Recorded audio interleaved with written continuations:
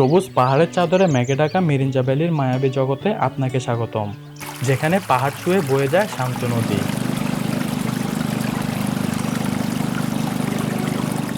আর ঘন জঙ্গলের বুকে লুকিয়ে থাকা রহস্যময় ঝর্ণা। এগুলো কি আসলে এতটা সুন্দর? চলে আসলাম মিরিঞ্জা ভ্যালিতে। এখন মিরিঞ্জা ভ্যালিতে আসার পরে কারো বেশি একটা ভালো লাগতেছে না, এখন কেউ এই জায়গায় থাকতে চাইতেছে না।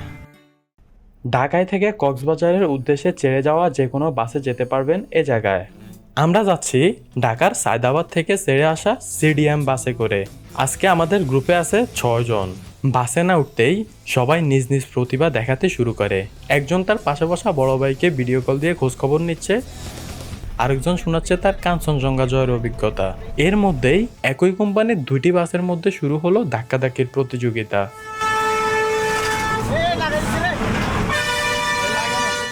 কে বিজয় হলো তা না ভেবে বাইরের চাঁদ দেখতে দেখতে চলে আসলাম চট্টগ্রাম। আমাদেরকে চট্টগ্রামের একে খানের মোড়ে নামিয়ে দেয়। এই জায়গা থেকেই আমরা উঠে পড়ব কক্সবাজারগামী একটি বাসে।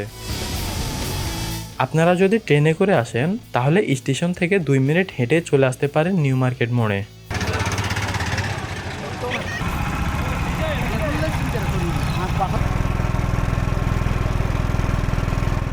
সেখান থেকে আসবেন নতুন ব্রিজ বাস টার্মিনালে। এখান থেকে সব বাস কক্সবাজারের উদ্দেশ্যে ছেড়ে যায়। আমরা উঠে পড়ি হানিফ পরিবহনের একটি নন এসি বাসে। আমরা এখন পার হচ্ছি চট্টগ্রাম শহরের অন্যতম সুন্দর সেতু শাহ আমানত সেতুর উপর দিয়ে। দূরে দেখা যাচ্ছে চট্টগ্রাম বন্দর। রাত 3টার সময় আমরা বাস থেকে নেমে পড়ি চকরিয়া বাজারে। রাত বাজতেছে 3টা, আমাদেরকে বাস নামিয়ে দিয়েছে চকরিয়া বাজারে।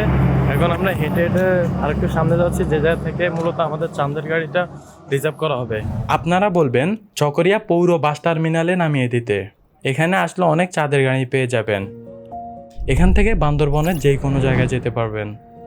মিরিঞ্জা ভ্যালি, মাতামুহুরী নদী, আলীকদম, ডিম পাহাড়, সাঙ্গু নদী সহ আরও অনেক জায়গায়। এই জায়গায় সবাই গাড়ি ছাড়ার অপেক্ষায় আছে, কারণ ফজরের নামাজ শেষ না হওয়ার আগে কোনো গাড়ি ছাড়ে না। চকরিয়া পৌর বাস টার্মিনাল থেকে একটু সামনে আসলে একটি মার্কেট দেখতে পাবেন। এই মার্কেটের 3 তলায় একটি মসজিদ আছে। এই মসজিদে আমরা আমাদের ফজরের নামাজ আদায় করে নিই। মিরিঞ্জা ভ্যালি যাওয়ার জন্য জনপ্রতি 100 টাকা করে এই চাঁদের গাড়িগুলো পেয়ে যাবেন। চাইলে রিজার্ভও নিতে পারেন। 14 জন হওয়ার পরে গাড়ি ছেড়ে দিয়েছে।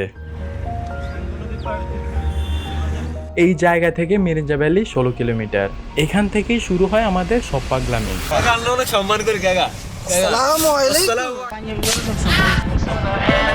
বন্ধু সরি সরি সরি কই যার বন্ধু আমার সময় আসে নাই। পাহাড় পাহাড় লাগবে তোদের পাইছে দাওয়াত দেন আমাদেরকে। দাওয়াত দেন। পাগলামি করতে করতে আমরা প্রবেশ করি লামা উপজেলায়। উফ, কি সুন্দর একটি সকাল দিয়ে আজকের দিনটি শুরু হলো।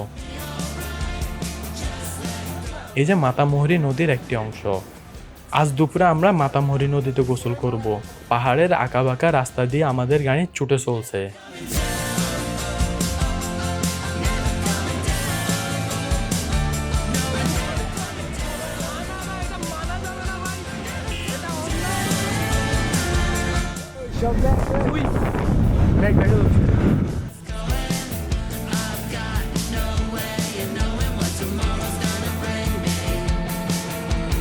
এই রাস্তা দিয়ে যাওয়ার সময় বলতে খুব ইচ্ছে করছে, এই পথ যদি আর শেষ না হতো।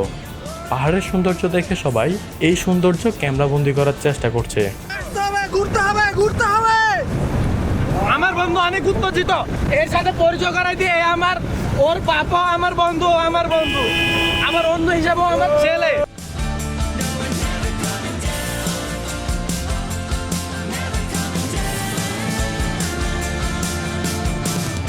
সামনে সেনাবাহিনীর চেকপোস্ট।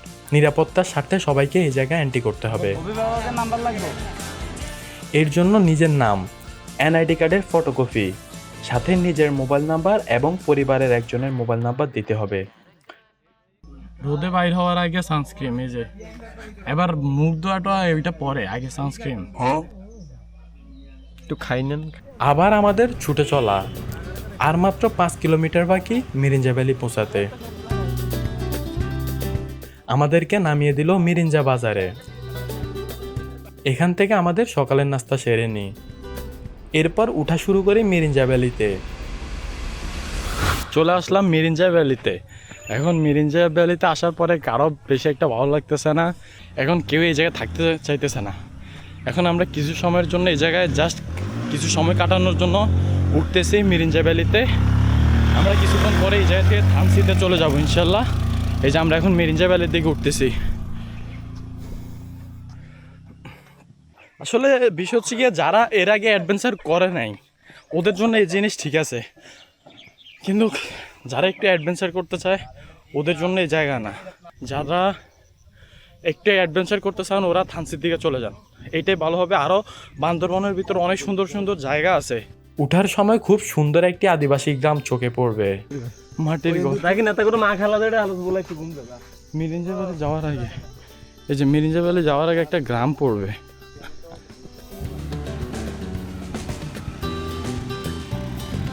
7 থেকে 8 মিনিট হেঁটে আমরা মিরিঞ্জা ভ্যালিতে উঠে গেলাম।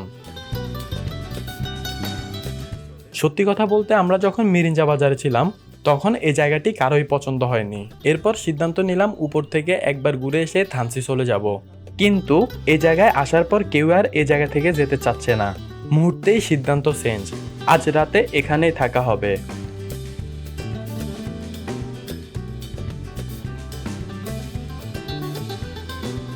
এই জায়গায় থাকার জন্য প্রিমিয়াম ঘর, কটেজ, ঝুম ঘর, চাইলে তাঁবুতেও থাকতে পারবেন।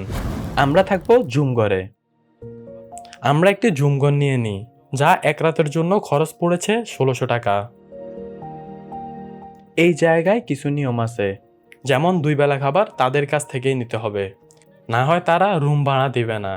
কি আর করার, জনপ্রতি 500 টাকা দিয়ে 2 বেলা খাবার অর্ডার করা লাগছে। রাতে থাকবে বারবিকিউ, আর সকালে থাকবে ডিম খিচুড়ি। এইটা আর বাথরুম না দেখাই, পাহাড়ের উপরে একটি ওয়াশরুম আছে, আমরা ওইটা ইউজ করব। এই ওয়াশরুম আমরা ইউজ করব না। আচ্ছা, সকালে এমন একটি জুমঘর থেকে ঘুম ভাঙলে কেমন হয়? আমরা পরের দিন এমন একটি সকাল পেয়েছি।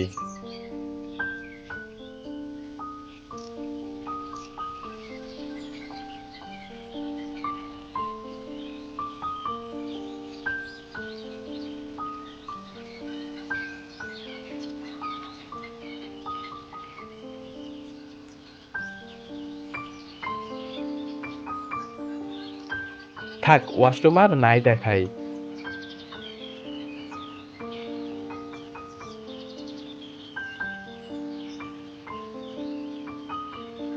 এখানে একটি টেন্ট আছে, এর মধ্যে 2 জন থাকতে পারবে। ওয়াশরুম দেখার পর বন্ধু রিয়েকশন। এখন আমরা যাচ্ছি মাতামুহুরী নদীতে। এরপর 1 ঘন্টা হাইকিং করে একটি ঝর্ণাও দেখতে যাব। উফ, আবার সেই সুন্দর প্রকৃতি আর সুন্দর রাস্তা। আমাদেরকে নামিয়ে দেয় লামা বাজার। 1 কেজি হয়ে গেছে। এই জায়গা থেকে আমরা কিছু পাহাড়ি আম কিনে নিই। পাহাড়ে এসে যদি পাহাড়ি ফলে না খাই তাহলে কি হয়? এই বাঁশ, এইটা হচ্ছে বাঁশ, পাহাড়ি বাঁশ। এই জিনিসটা আমার অনেক পছন্দের। বাঁশ আমার সবসময় পছন্দ, এই বাঁশও আমার ভালোই লাগে। লামা বাজার থেকে 2 মিনিট হেঁটে চলে আসি মাতামুহুরী নদীর ঘাটে। মাঝিদের সাথে আমাদের গাইডের শুরু হয় নৌকা ভাড়া নিয়ে দরদাম করা। আমরা তো অবশ্যই যাই, আবার আসবো, বুঝছেন নি গাই? আমরা এখানে কেউ শোনার চামচ বলে দিন, ব্যাকে কাটা চামচ তাও নিচে দি, কিছু ডাইলে নিচে উঠে, কিছু ডাইলে নিচে উঠে। কি করতে গড শুধু অনে দেবলা অনে দেখতে সাদা সাদা নদী টাকা শুধু জন্য দিতে। সত্যি কথা, দেখতে মনে হচ্ছে সব বড় লোকের বেটা, আসলে সব বড় লোকের বেটা। আপনি আমারে বুঝছেন, আমার মনটা বুঝলেন না। বুঝছি না, বুঝছি কাকা, আমি সবই বুঝতে চাইছি, সব কিছুই বুঝছি। আপনারা তো মশাইতে হবে, এটা তো আমরাও বুঝি। আমরা তো একেবারে অবুঝলাই না, এমনও তো না। সবারই তো মশাইতে হবে, আপনি তো এটা করেই খান বা হেড চালান তো এটা করি, এটা আমরা তো সবই বুঝি। কি করতাম কোন কাকা, আমরা অল্প কুদ্দুরা না না না একটু কারণ আমার বাজেটে 6 জন মানুষ এর বেশি হইতেছে না। দেখেন শুধু আমরা এক জায়গায় যাবো সবশেষে নৌকা ভাড়া ফিক্সড হয় 1250 টাকা। আমাদেরকে মাতামুহুরী নদী ঘুরিয়ে দেখাবে, সাথে সাপমারা ঝর্ণায়ও নিয়ে যাবে। নৌকার মাঝেই ঝর্ণায় নিয়ে যাবে, কোনো গাইড নেওয়ার প্রয়োজন নেই। এই নৌকাগুলোতে 8 থেকে 10 জন উঠা যায়। মাঝে নৌকা চালানো শুরু করার পর এমন কিছু চোখে পড়বে, দুই পাশে পাহাড় আর মাঝ দিয়ে ছুটে চলা মাতামুহুরী নদী।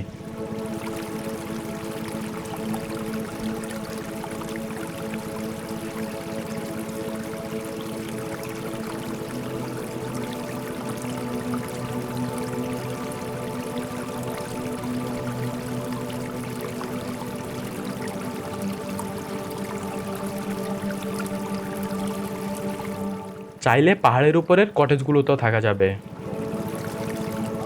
এই জায়গা থেকেই আমাদের ঝর্ণা যাওয়ার যাত্রা শুরু হলো। আমাদেরকে নদীতেই নামিয়ে দিয়েছে। ঝর্ণাটির নাম সাপমারা ঝর্ণা, স্থানীয়রা একে মায়াবী ঝর্ণাও বলে।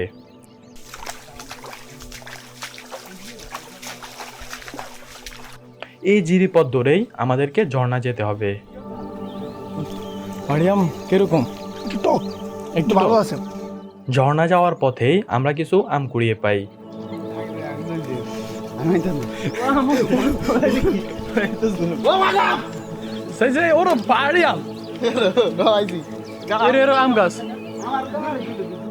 ঝর্ণা যেতে হলে কিছু ঝুঁকিপূর্ণ রাস্তা পাড়ি দিতে হবে।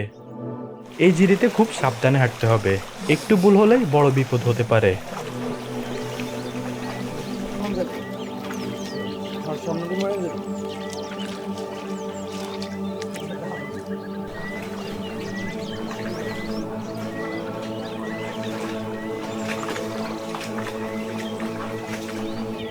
এই যে সে কাঙ্ক্ষিত ঝর্ণা। ঝর্ণা দেখার পর সবাই অবাক হয়ে গেল, কারণ ঝর্ণায় পানি খুবই কম ছিল।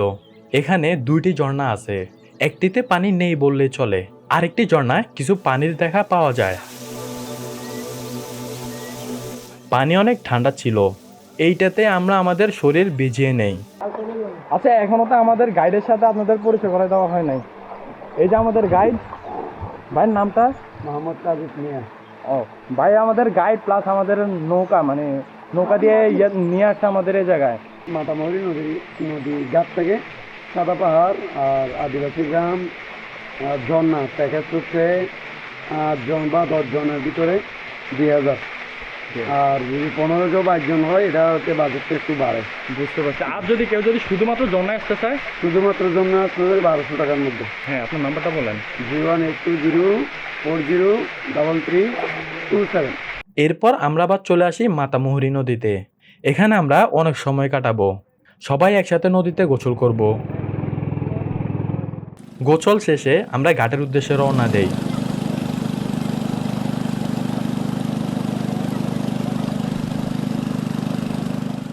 এখানকার লোকাল ট্রান্সপোর্টের নিয়ম হচ্ছে স্থানীয়র চেয়ে পর্যটকদের ভাড়া 3 গুণ বেশি। মেরিঞ্জা ভ্যালি থেকে দেখা যাচ্ছে সূর্যাস্ত। ওই যে দূরে পাহাড়গুলো দেখা যাচ্ছে না, এই পাহাড়গুলো দেখা যাচ্ছে না, এই বড় পাহাড়গুলো, এগুলো হচ্ছে থানসির পাহাড়। ওই যে দূরে দেখা যাচ্ছে থানসির পাহাড়গুলো। রাতে বারবিকিউ আমাদের রুমে দিয়ে যায়। এরপর শুরু হয় গানের আসর।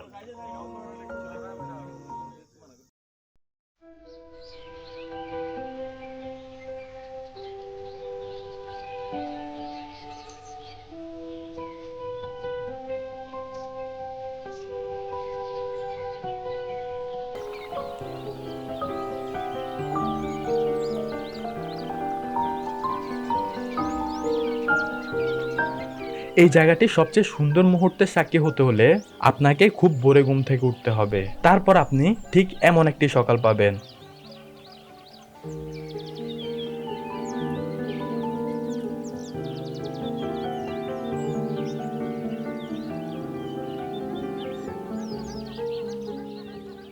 ও এখনো তো দেখায়নি জুমগড় থেকে সকাল কেমন হয়। এই হচ্ছে জুমগড় থেকে দেখা সকাল।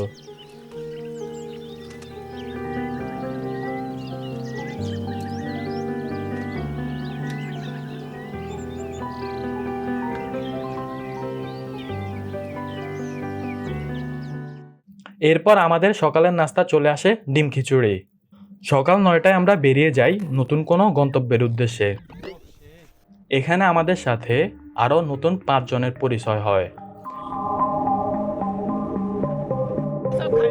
আজকে আমাদের থানচি যাওয়ার কথা থাকলেও কিছু সমস্যার কারণে আজকে আর যাওয়া হচ্ছে না। কোনো একদিন আবার যাব থানচির উদ্দেশ্যে।